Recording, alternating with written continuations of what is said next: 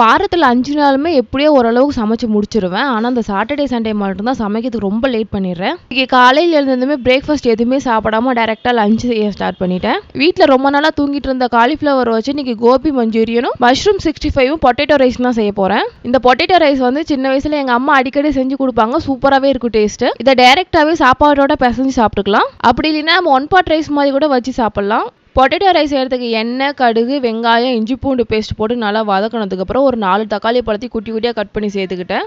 அதோட 1 டீஸ்பூன் மிளகாத்தூள், கொத்தமல்லி தூள், கரம் மசாலா தேவையான அளவுக்கு உப்பு போட்டு நல்லா வதக்கிக்கலாம். அதோட கட் பண்ணி வச்சு இந்த உருளைக்கிழங்கையும் சேர்த்துக்கலாம். இந்த உருளைக்கிழங்கு வேகிறதுக்கு நான் தண்ணி எதுவுமே ஊற்றல, தக்காளியில் இருக்க தண்ணியிலே வேக வச்சுக்கிட்டேன். உருளைக்கிழங்கு கொஞ்சம் அதிகமாகவே செஞ்சுக்கிட்டேன், நைட்டுக்கு சாப்பாட்டு போட்டு மிக்ஸ் பண்ணிக்கலான்ட்டு.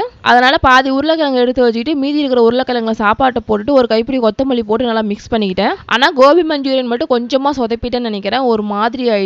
இதை மட்டும் நான் இன்னும் கொஞ்சம் இம்ப்ரூவ் பண்ணிக்கணும்னு நினைக்கிறேன். சூப்பராக சாப்பிட்டுட்டு லஞ்சை முடிச்சிட்டோம்.